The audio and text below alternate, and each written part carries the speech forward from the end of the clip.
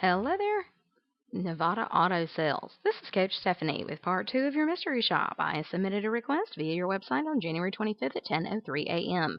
I received a missed phone call at 10:54 from Cameron, and Cameron did leave a voice message, and then we actually called Cameron back later at 11:49. I did receive an email in my inbox right after we got the missed phone call at 10:54 a.m. Cameron, be sure that you call the customer within less than 15 minutes. Grab control of the call and use the script so that you can schedule an appointment and get them to your dealership. Once you hang up the phone with the customer, be sure that you send them a personalized email within less than 15 minutes of speaking to them so you can continue building rapport and get them information they very well may not have written down during your phone conversation. The email should have an attention-grabbing subject line. You want to thank the customer for their time on the phone. Be sure that you confirm next steps and remind them of whatever you agreed to during your phone conversation, which should be a phone follow-up at the very least. Be sure to give them a value statement to make your dealership stand apart from the competition, and you want to have a complete signature file with a link to your website as well as a link to your email address.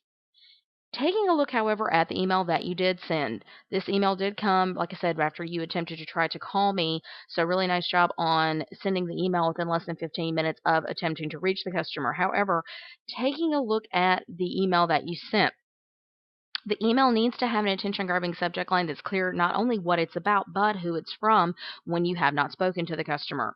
Also, you want to be sure to attempt to validate the customer's decision of vehicle by giving positive words or industry information about that vehicle that they had inquired on. You want to be sure that the email's free of spelling and grammatical errors, and this one is. Be sure that you give some type of information on the exact vehicle that they inquired on and address availability. And I actually asked in the lead submission if the vehicle was available, so you want to be sure that you do address the customer's question in the email. Also, you want to be sure that you offer a link back to your website and a link to your email address in your signature file like I coached you before so the customer can take a look at additional vehicles or additional price quotes. You want to be sure also that you set the expectation that the customer is going to receive a future phone call. You sent this email, it appeared to be right after you attempted trying to call, so you want to mention to the customer that you did attempt to reach them and that that if you don't hear from them later that day that you will try them later on, okay? So we want to be sure we have a complete signature file, like I said, with a link to your website and a link to your email address. And then you want to give a value statement that truly sets your dealership apart from the competition.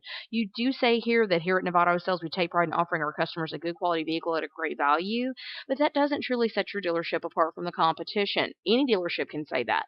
You want to give them some type of information that truly sets you apart from the competition, okay? So keep up the hard work and keep practicing. Your secret code for today is practice. PRACTICE, practice. Have a great day.